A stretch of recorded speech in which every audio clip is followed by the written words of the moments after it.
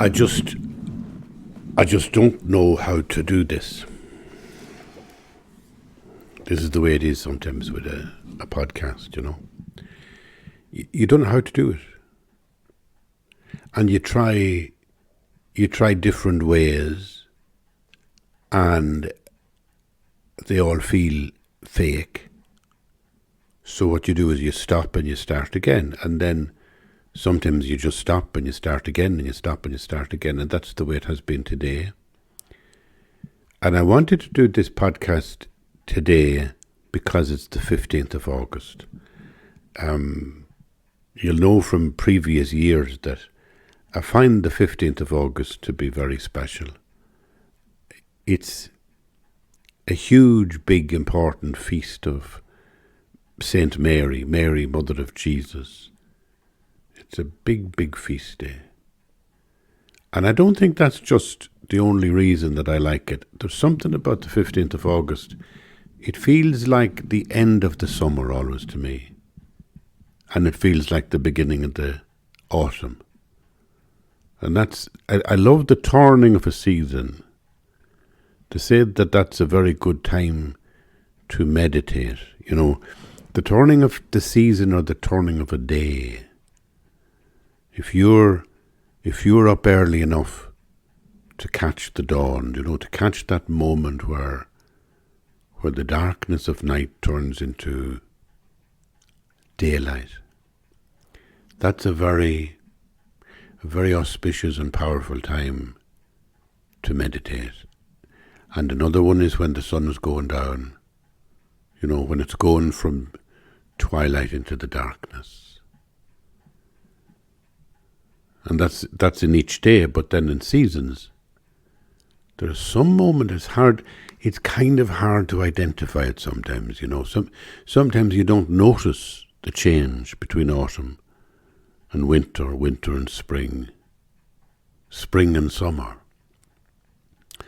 And I think that what helps me are the old festivals, you know, like Samhain, Halloween. It really, for me, marks the end of autumn and the beginning of winter. November, December, January. That to me is the winter. And then St. Bridget's Day is the beginning of spring. And I would associate the 1st of May with the beginning of summer. Some people, they follow a kind of a calendar in their mind that tells them summer doesn't begin until the children are out of school, and therefore you're waiting until June or sometimes July to start your summer. But to be honest with you, I like to think that once you hit May, the 1st of May, you're into the summer.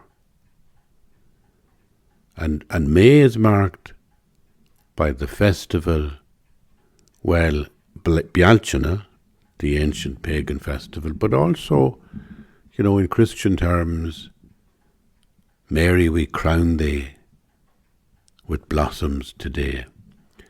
I'm always going on about that because it's like Mary manifests in the white bushes and in all the flowers and in all the ways that, you know, the whole land becomes fruitful, becomes, you know, it becomes full, like pregnant,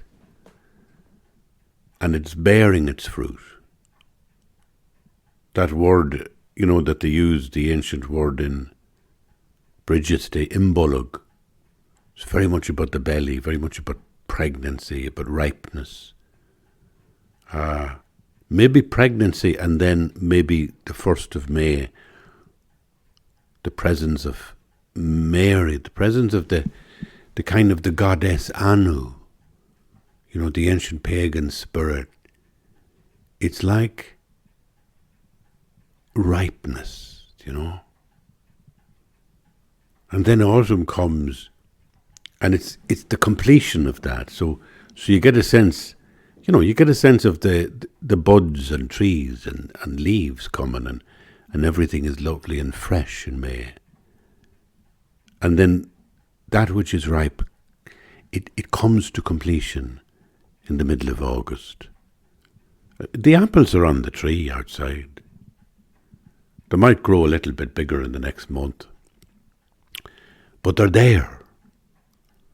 And the berries are there. The berries, for example, on the ash tree now, they are dripping. They're weighing down the end of each little branch. And one of these days, the starlings and the thrushes will come and devour them. At least, in my experience here in the hills above Loch Allen, it's always either starlings or thrushes that come in their droves. They land one single day, like maybe 24 of them, and they just shake the branches and eat and munch and gorge until there isn't a berry left. So that's what I think about on the 15th of August. I think about as a change in the year, and I think about what I'm going to be doing for the autumn. And me, well, for the autumn I'm going to be starting to promote a book. The book is finished. I did the final tiny little details yesterday, and it goes off to the printer. It's with the publisher, but it's going to the printer, I think, next Monday. And it will be in the shops on the 8th of October. It's called I Loved Him from the Day He Died. And I got the title from a poem by Michael Hartnett. Michael Hartnett wrote a beautiful poem about his mother way back in the 70s, and I loved it. At the time, I remember reading it and loving it at the time. And it was about her loneliness, in old age. But he had one beautiful line in it. I loved her from the day she died. And when my father died, around the same time as that poem came out, I had the same experience. I had a realization that, in some sense, I hadn't known him when he was alive.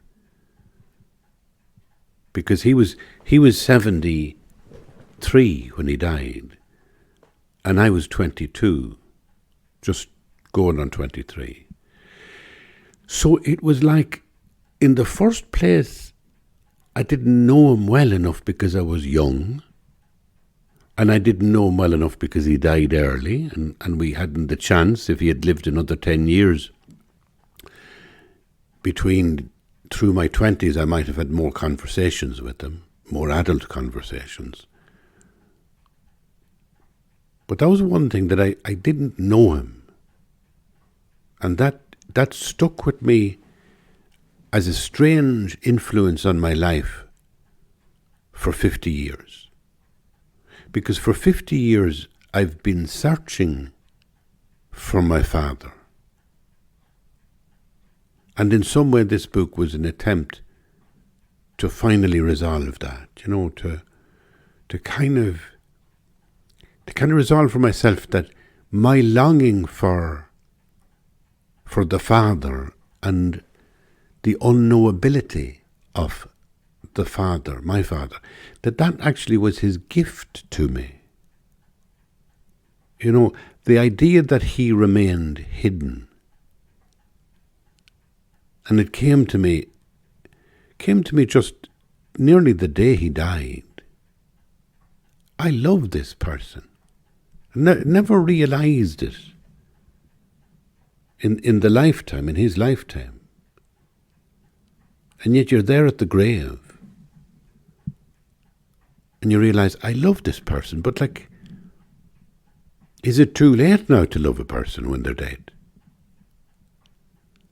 And I suppose I realized 50 years later that no, because there's a powerful way that you can realize your love for somebody. You can fulfill your love for somebody, even though they're dead. You can do your duty to them. You can fulfill all the sense of commitment that you might have to them. You can do them justice, you see, even if they have passed away. And I realized that with my father, he had left me because he was enigmatic, because it was hard to know him, and that was also due to the fact that I was so young. I was only 22 when he died. But it left me with a longing for fatherhood, for fatherness.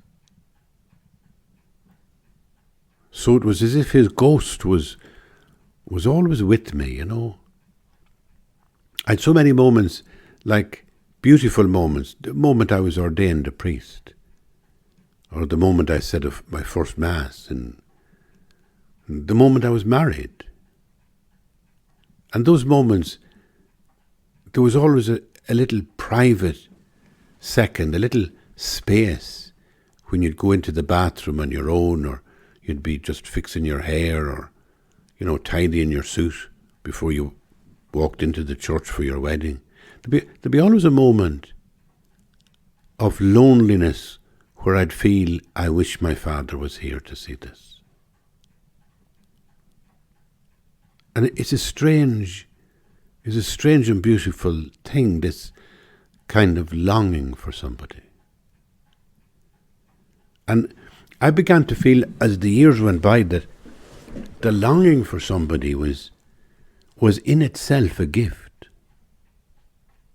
You know, it was like an emptiness in my heart that said the space where God used to be. You know, that kind of, that you have this feeling inside you of inadequacy.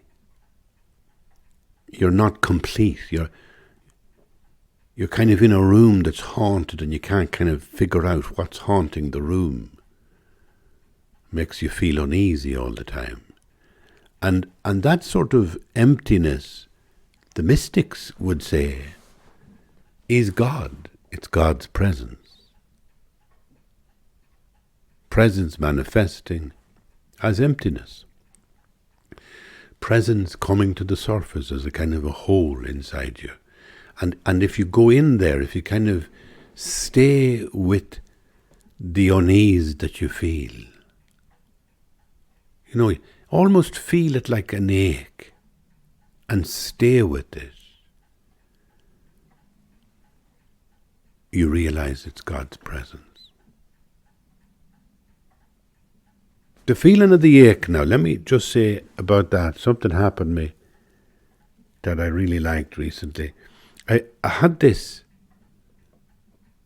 moment where I discovered a piano accordion for a couple of pounds in a car boot sale.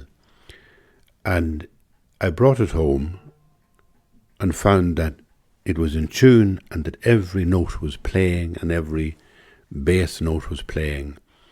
And I became attached to it like it had an energy in it from the people over maybe 100 years or longer who had played that instrument. And it felt like, you know, I could imagine their fingers on the buttons, on the piano keys. I felt a presence emanating from that. And I was there with it in this studio, and I was fascinated by it. And I'd look at it and I'd play a note. And then there was one thing happened one morning.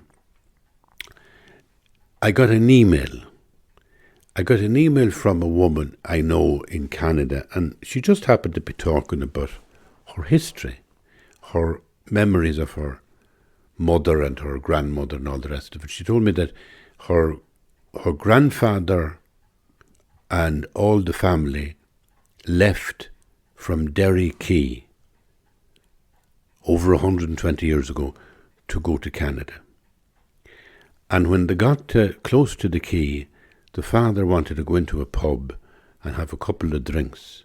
He was remorseful leaving Ireland.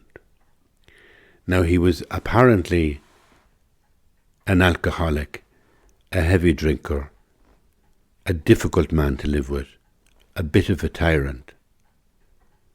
And they were standing at the quayside, and they had a terrible moment of decision, because it was obvious he wasn't coming out of the pub,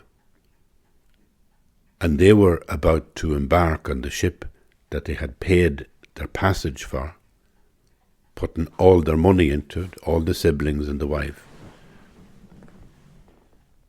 And it was a choice between the two. They were either going to lose their opportunity of a lifetime to get to Canada, or else they were going to lose their father. And they opted for Canada. And life went on, and they left him in his porter, in whatever shebeen or bar near Derry Quay that he was drinking in. Now, she told me that story in an email, and I had been polishing up the accordion, just taking the dust off it. You know, if you stretch it out and open the bellows, you know, by stretching the instrument, you can dust in between in the crevices. And I was at that sort of thing, and that interrupted me. And I read it, and then I went back to my little job of cleaning the accordion, and the next thing the phone rang. And on the phone was a cousin of mine, and the cousin of mine wanted to know, did I know where our grandparents were buried? Now, he would have the same grandparents as me, and they'd be in a grave in Cavan. And these two people I never met, both. Well, my granny I knew for a good few years. In fact, I was with her. I was in the house when she got the stroke, from which she died a couple of weeks or months later. You know, she was feeling dizzy, and she went upstairs to lie down, she said. I was only about 8 or 9 years of age. And she went upstairs to lie down, and then later my mother came in, and all the neighbours came in, and half of Bridge Street, all the women in Bridge Street, they were all gathered on the top landing of that little house, all kneeling on their knees, reciting the rosary. And my mother was up at the front, in the room, at the bed. And my granny, she was there in the bed, like with her clothes still on her and her shoes still on her, and just stretched on the bed. And she was saying, I can't see anything, and I've a terrible pain in my head. And my mother was saying, Mammy, Mammy, Mammy. And I was at the back of the crowd thinking, like, I was shocked to hear my mother say Mammy, because I thought Mammy was the word I had for her. I didn't know it was the word she'd have for Granny. Anyway, my dear Granny, she was a lovely woman. I really liked her, and I used to go to her after school, and she'd put sugar, and she'd butter bread, and then she'd put sugar on the butter. Sugar. And then she'd fold it over. That was a sugar sandwich. She'd give you that. There was other reasons to be fond of her too. She was fond of cats. So there was lots of pluses to me granny. But anyway, she passed away after that. I didn't know my grandfather, because he died about 1952, a year before I was born. But him and her, he was John, she was Elizabeth. She came from Westmeath. She was a distant relation of a poet. There was a distinguished poet called Michael Walsh, and there was a book he wrote called The Heart Remembers Morning. And that book used to be on my shelf when I was very, very young, and I reverenced it like it was a Bible. And to me, it was like sacred, because the idea that you could be a poet and publish poems, and people would read your heartfelt, emotional feelings in a poem, that whole idea and the possibility of it was concretely alive for me when I was 10 or 11 years of age, because of that book, and because I was told by my mother that poet would be a relation of ours. So it was like one of us had already done this, being a writer, so maybe I could do it too. And that made it really precious for me, that book. And the title of it, The Heart Remembers Morning, it had a lovely sense to it, that sentence, the heart remembers morning. And then inside on the first page there was a dedication to somebody called Stella, whoever she was. I think I might know who she was, but the dedication said, in memory of days that were and therefore are forever. And there was something again about that sentence that I mulled over it. I chewed on it for days and weeks and months and years when I was a young adolescent. In memory of days that were and therefore are. So it was like saying that if something happens, right, something beautiful happens, let's say between you and your loved one, you remember that day, you remember that event, you remember that moment, but it still exists. The reality of what happens in a moment lives forever. That's what the phrase was saying, in memory of days that were and therefore are forever. That if something happens, there is a dimension of it that remains eternally. And it's a very, very magnificent, beautiful thing to consider when you're thinking about love, when you're thinking about people that that you loved and that there was a beautiful moment between you. It could be somebody dear to your heart, like a parent or a child or a loved one or a partner. It could also be somebody casual, like we've all had casual moments, like ships meeting in the night, as they used to say. We've all had moments where there was a second. I remember being in Chicago one time, and there was a Russian woman, and we had a mutual friend, and the mutual friend asked me when I was in Chicago to contact her. So I contacted her, and she said she'd join me for breakfast in one of these diners one morning. And she came in and she told me she suffered from depression. And I told her I suffer from depression in that time too. And then she talked about music, and she had a great passion. She was a music teacher. And then I started talking about Russian religion, because really there's something about the Orthodox tradition that gets me in the heart more than anything.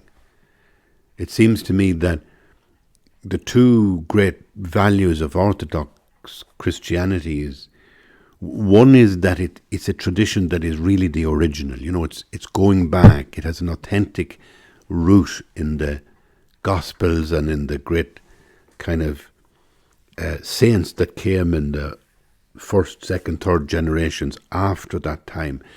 The fathers of the church. It's a great richness of theology and ideas, and that was kept alive not just for, we'll say, 1500 years up until the 1600s, but because Russia didn't go through the same kind of enlightenment, secularization and modernity that people in the West went through. And particularly it didn't go through the Reformation, which in some way was the beginning of a certain kind of critical thinking within the Christian system. So, not having gone through that, they carried an affirmative sense of the Gospels and a sense of how the Gospels are the living word of the divine being. They kept that in a very strong way. So I love everything to do with the Orthodox tradition. And I was saying this to this Russian woman, And there the two of us were. Now, I was married at the time, but I was away for about a couple of weeks. And I'm just sitting there looking at her across the table in a diner in Chicago. And she's looking at me in the same way. And I know she's looking at me in the same way. And it's one of those moments where you could make the wrong decision. It's one of those moments where you could let go of your life for the sake of this person. And if I was a free man, that's exactly what I did do when I chose my beloved. But then when you choose your beloved, it's like you have made your choice. Now you must live that to the full, to the completion, to the end of life. You must live that joyfully. But you can still have that moment where there's just a second of complete understanding of both people mutually. Their hearts are like, for 1 second in that restaurant, their hearts are one. And that's a beautiful thing. If you tried to grasp it, possess it, gratify yourself by manipulating the relationship, I think that would be a terrible thing. But just to know that that's happened, you've been touched by God in that moment. You can often feel that from a stranger, that in their presence you are experiencing God's presence. Now, in memory of days that were and therefore are forever, it's like saying that moment that I'm telling you about now, I'm telling you this. It came into my mind as I was speaking. And yet I recall it. And I recall that beautiful moment of affection or love that was between those two people, me and the woman. And there's something about that goodness that remains forever. The moment, in some way, is eternal. Maybe the way that they would speak in Asia about this would be like to talk about karma. You know, that the action that was happening was a kind of, it was like a fruit of good karma. There was some good karma in me, some good actions that I did, or in her, or both of us, that allowed this moment of like sunlight to brighten our hearts. And it was precious so long as you didn't grasp it. It was beautiful.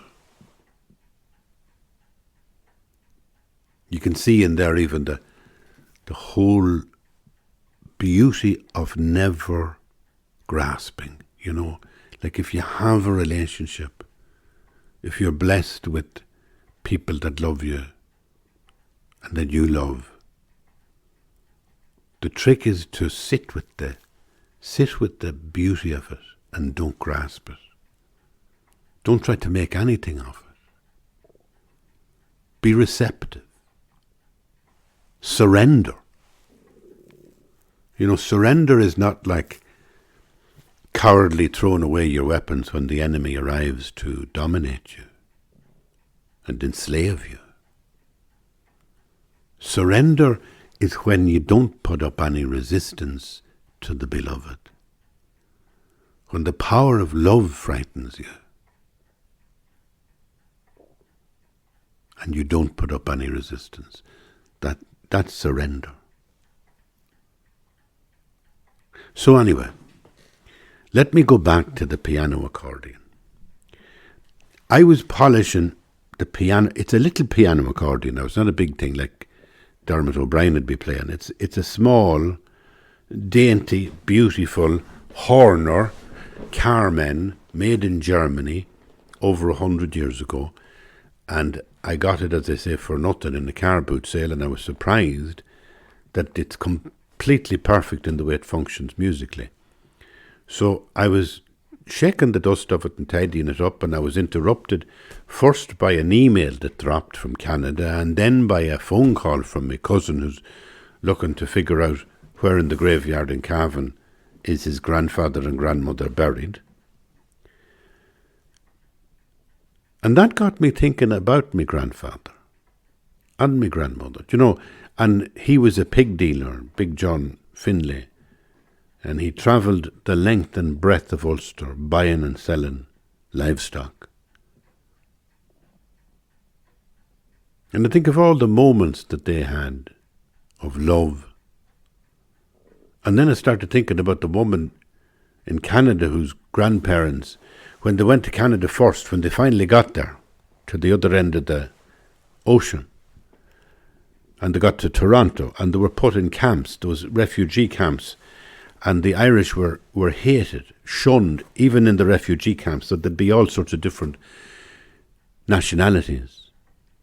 And the Irish were particularly despised because everybody said that they brought diseases.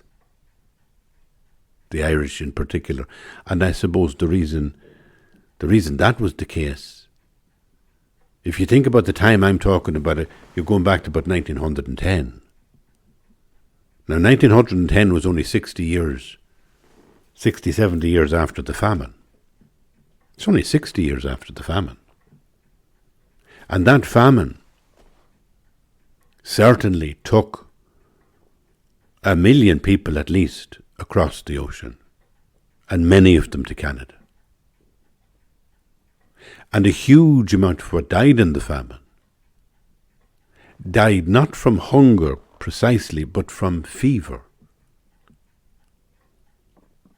And fever at the time was contagious in a way that people didn't fully understand. Now they know that it was things like fleas that was passing the fever from one person to another, but they didn't understand. All they knew, it was contagious, you know what I mean? That if there was fever in some townland, you'd avoid the townland.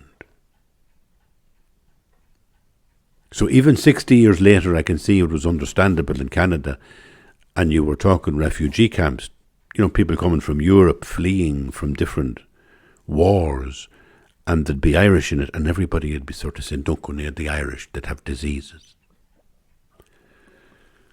And then they got out of the camps and they ended up, funny enough, most of them, she told me, ended up as servants working in the houses of English settlers.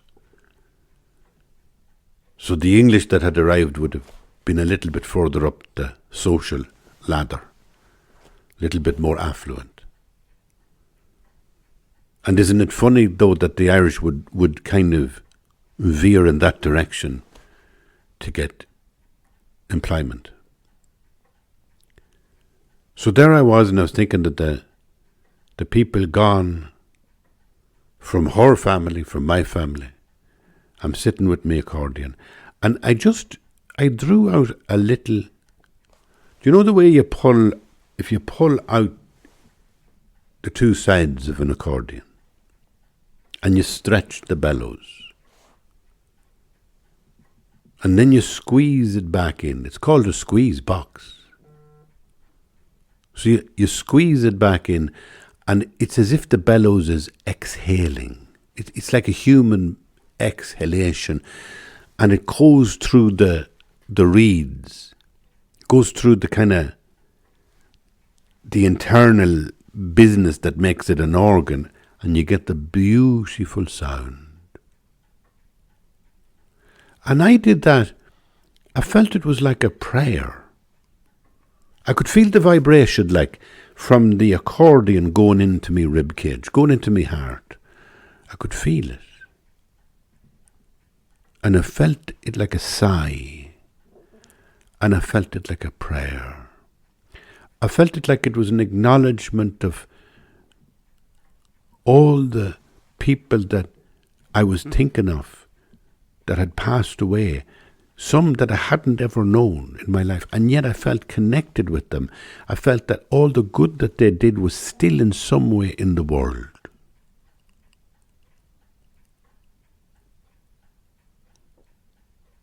There's a thing they have for this, there's a phrase they have for this in the Catholic Church. They talk about the communion of saints. The communion. Communion is really the union, the union of saints. It's the gathering together of the saints. And in the communion of saints, you're thinking about not just us that are alive, but people who have gone before us, marked with the sign of faith, who have entered into the peace of God. And I think that this is such a beautiful way to open your heart to the mystery of God's presence. And I think it's something that, we Irish do so well, so often, so regularly. We go to the graveyard and we have other ways and other prayers and we have anniversaries, and there's so many ways that we connect with those who have passed away. We've so many ways to recognize that the love that we had, me, let's say, with my mother, with my father, that it doesn't vanish. It's actually still present at some deep level that cannot be explained. And my father, in some way, he that I longed for, he that I didn't know him that well. I was only 22 years of age when he died. But yet, in the 50 years since then, it's like he's been a presence with me. The dynamic between me and him is still eternally present. And I think it's the Father and the enigmatic Father, the sort of the mysterious Father. I think that's what has, over 50 years, opened up my heart to the possibility of God. And so that's what I'm saying to you about remembering those who've passed away. You're not doing it for sentimental reasons. You're not doing it for nostalgia. You're not doing it like, sometimes we do remember the holidays, or we do remember, sometimes we remember things with remorse. It's very funny, like the different levels at which you can remember things. So some deed I did, let's say, to somebody, and I can still remember it. I can still remember being in a pub years and years and years ago, right? And I'm on a high stool, I'm talking to a friend, and this other person that I don't get on with walks through and then comes back to my table and challenges me about something. She says to me, "Why did you not speak to me at that event, such and such?" Why didn't I had failed to speak to her at some event, some social event. She was there, I was there, I ignored her. And so she'd walked in, now she's walking out, and she says, "Why didn't you speak to me at that event?" And all I had to do was be honest and say, "Well, I'm sorry," but the real truth was I kind of felt serious hostility towards her. And so when she asked me the question, I further abused her verbally. Like, I can't remember the detail, but it was like, "Well, why would I be talking to you anyway? Like, why would I bother me arse, It was vicious. And I never had an opportunity to rectify that in my entire life. It's just it was a nasty little thing happens, and you can never go back in it. You never get another opportunity to say, "Listen, I'm really sorry that I said that. I shouldn't have said it." But it's funny the way the remembrance of that is kind of remorseful. I feel remorse when I remember it. And that's not a good feeling. Whereas there is other moments I feel bliss. Like, again, referring to going on and getting ordained as a Catholic or Christian priest, I remember the particular moment when I was on a retreat and I knew I had to make the decision, am I staying in and getting ordained or not? And it's like, I just so remembered the bed in the seminary and me getting into the bed, me getting in that night knowing I will wake in the morning and have to make the decision, is it going to be, am I in or out? And it was 50-50. And yet I knew that in that moment I was turning my heart positively towards the idea of being a priest, and I was saying, yes, I'm in. And again, 40 years later, I can remember that moment with a certain joy and relief because even though I didn't stay in the church, I didn't stay in the ministry, it didn't make sense to me. But still, that fundamental option blessed me. It opened up something inside me that made me who I am, and now I feel so grateful for it. So you can feel remorse, you can feel gratitude. These are different ways that you remember things. But when you remember the loved ones in your life, you're actually calling to mind some kind of reality that's always there. It never goes away. It's like the love is ever present. And I think that for me has been one of the great doors into God's presence.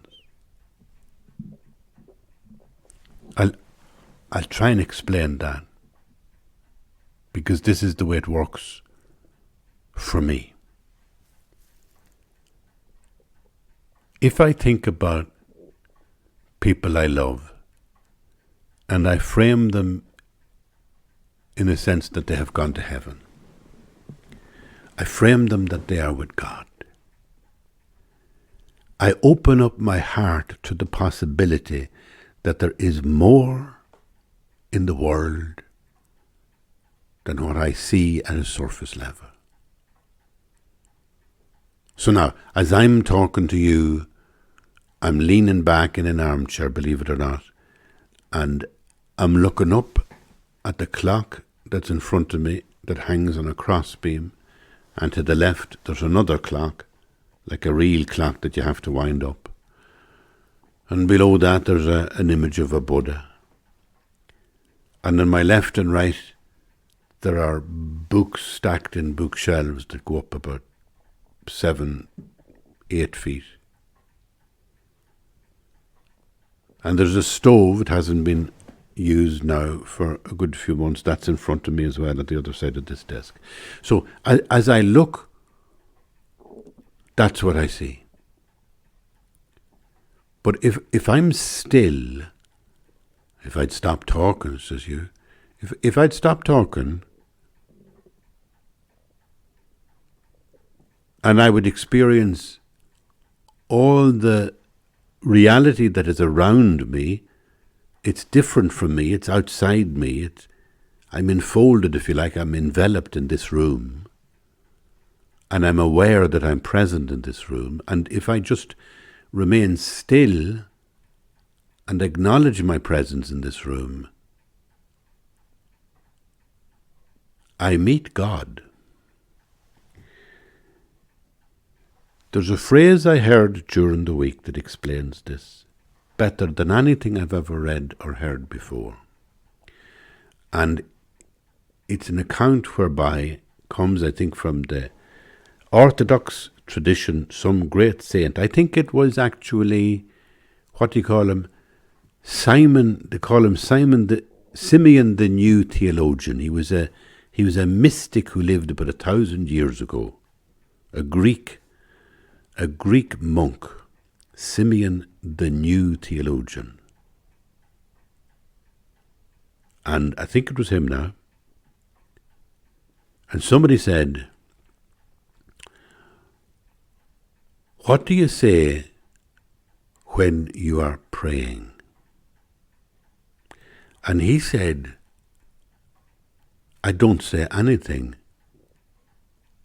I just listen to God." And the questioner said, "And what does God say?" And Simeon said, "God doesn't say anything. He listens." Now, if you can get the idea of listening,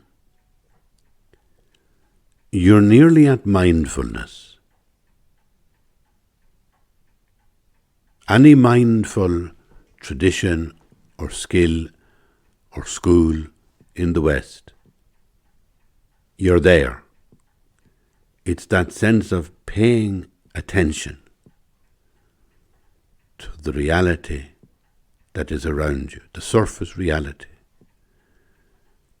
Whether it be the books on the shelves, the clock on the shelf, the cherry tree outside the door, the cat in the armchair behind me, whatever.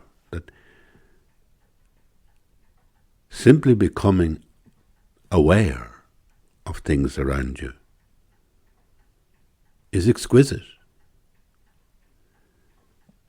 But therein is also a threshold whereby you're listening in the same way as you might listen to music, you might listen to the voice of your beloved, and so you're listening.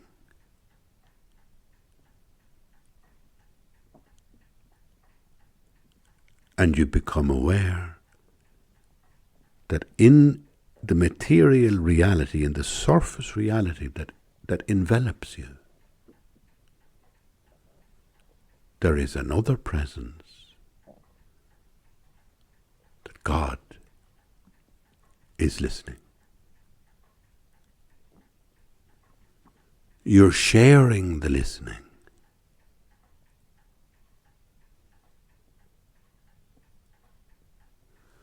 And that's prayer.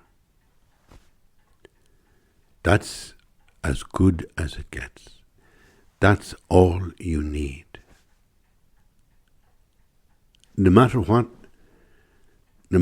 pain, no matter what physical illness or suffering, no matter what tragedy,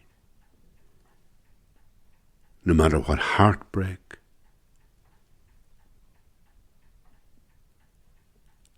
all you need is already enveloping you in the reality of what's around you. And that enveloping is like an embrace.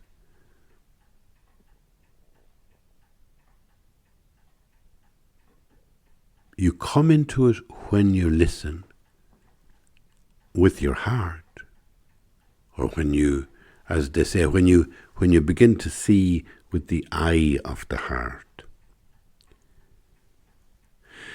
You know, listening, do you know that way when you're listening to somebody, like in a really deep way, or like you're really listening out to somebody that you just love and adore, and they're speaking and you want to hear it. You want it to be with every single phrase they use.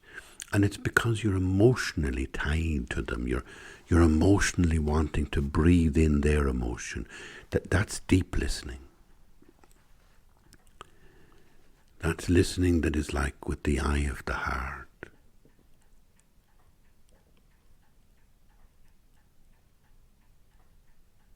So prayer is when you listen,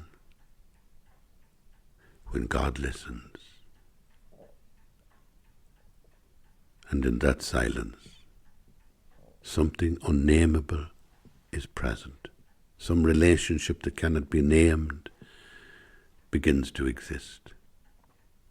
And that dimension completely cuts through all the secular ways you look at the world, all the kind of ways that you and me, I am drawn to the secular world. I'm drawn to, feel a psychological burden in every situation I'm in, and I'm drawn to the idea that it all comes out of myself, that everything that I generate is just me, emotionally, psychologically.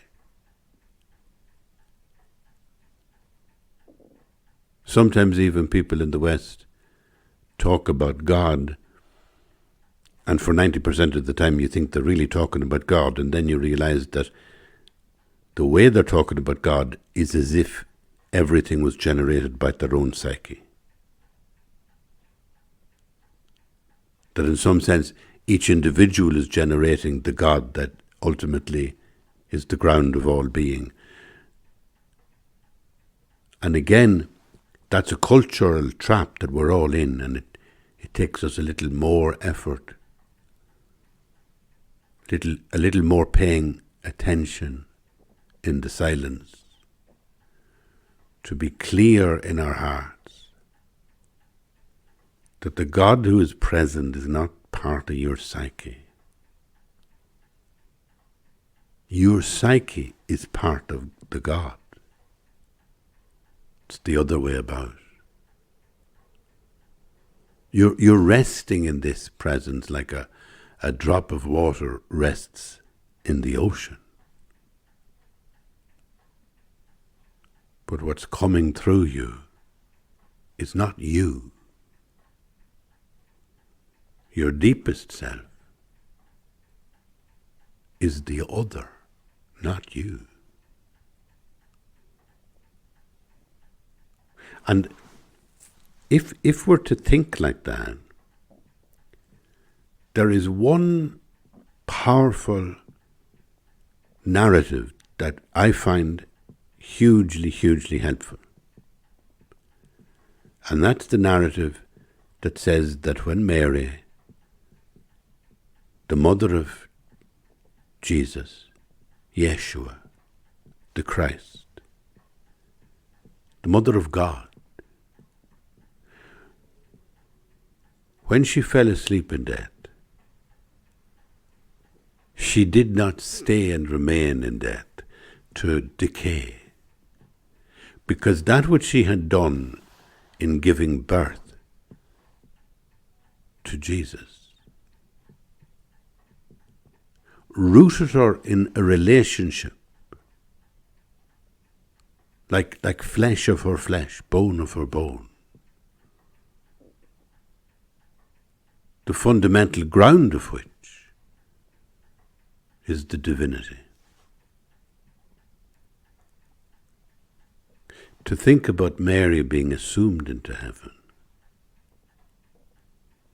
is to say that not just the love of God for Mary, not just that whole dynamic that we think about in relation to the Mother of God, the Queen of Heaven, that whole area of the great, feminine mother that manifests then mystically, she manifests in the white maybush.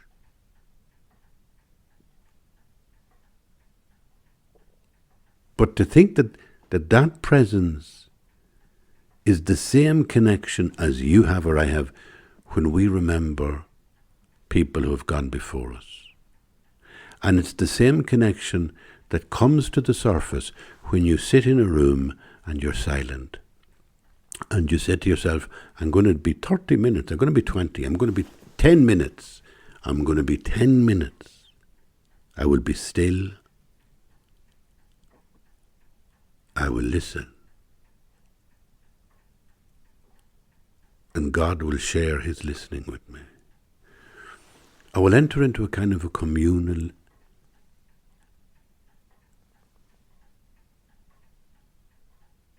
You see, I've no more words, right? That there's no words to explain what happens when you pray. It just doesn't work. You name the bird, you cease to experience the song of the heart the song of silence, the song where I'm listening to the God who is listening to me. When I'm listening to the God who's listening to me.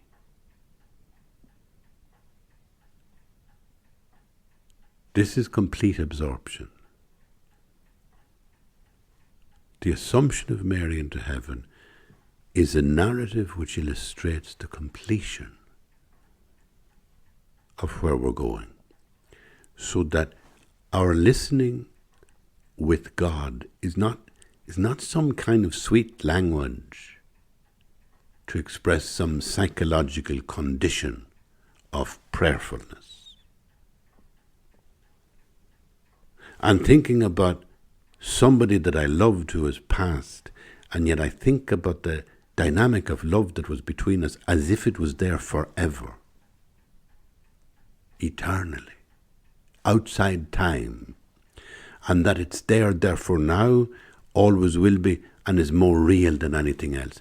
It makes sense. This, by the way, makes sense also of the sense of judgment. Do you know what I mean? That, like, if your actions follow you like a shadow, if there's a kind of a consequence that we call karma, then again you can never escape. You can never escape your negative karma, your negative actions. All has to be purified. But on the bright side, it means that those moments of remembrance, where you think about a loved one, you think about some beautiful moment you had, its dimensions contain something that remains forever and is still present. And is the communion of saints, the eternity of all being. So now you think of it, just hundreds and hundreds and hundreds of people, thousands, millions, present, listening, as God listens. You're using narratives now to get yourself to a space where there is no longer you as an individual. There is no longer me as an individual. There is only God in everything listening. And that when I listen prayerfully, I'm listening for God who listens. But it is also God listening who is listening in me. And words don't work here. Words are useless when you step over that threshold of surrender to God's presence.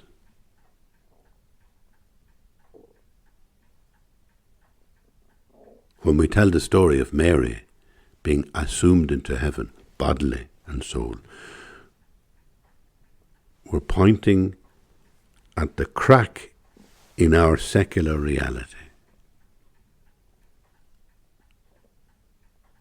We're sensing the light that comes through the crack from a deeper space, from a deeper way of being, into which Mary was completely absorbed and assumed and is ever present.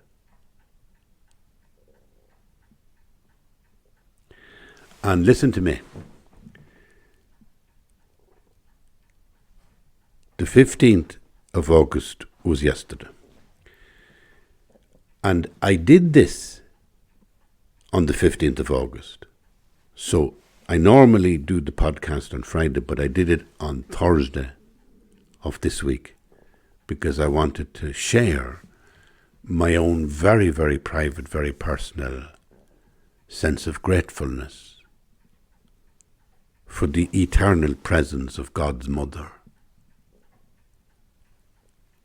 And her ability, I think, to console and to give us consolation in times of trouble.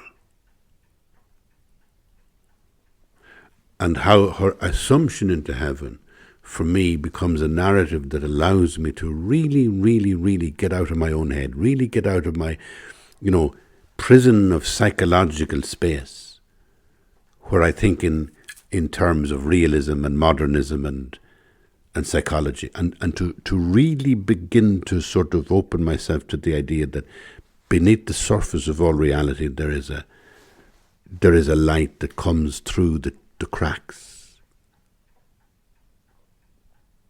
It penetrates us from elsewhere, from a different space. It comes to us and awakens us. And one of the spaces that really comes through particularly well is in a wound, when you're suffering, when you have a wound. That's what Rumi says. He says the wound is where the light comes in.